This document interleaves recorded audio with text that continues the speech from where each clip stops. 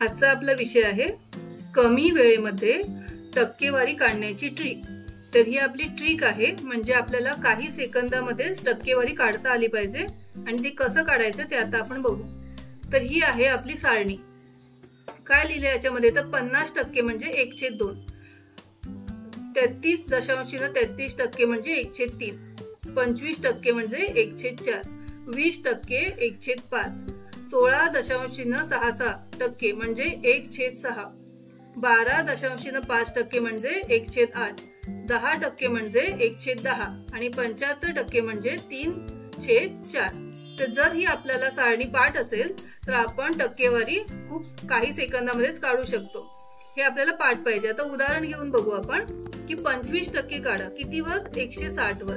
तर 160 वर आपल्याला 25% काढायचे, तर आपल्या सारणीप्रमाणे 25% म्हणजे किती 1/4, म्हणून आपण काय केलं दिलेली किंमत घेतली 160 गुणिले 1/4, 4 एकी 4, 4 चौक 16, 4 शून्य 0, 40 एकी 40, हे आपलं उत्तर आलंय। आपण काही सेकंदामध्ये हे उत्तर काढलेलं आहे, म्हणजे 160 वर 25% किती तर 40।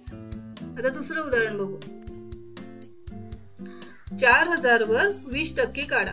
आता 20% म्हणजे सारणीमध्ये किती आहेत आपल्या 1/5, म्हणजे आपल्याला 1/5 घ्यायचे गुणिले 4000 गुणिले 1/5, 5 ने भाग घातला 5 8 40, 5 0 0 5 0 0, 800 एके 800, म्हणजे 4000 वर जर आपण 20% काढले तर ते किती येणार 800।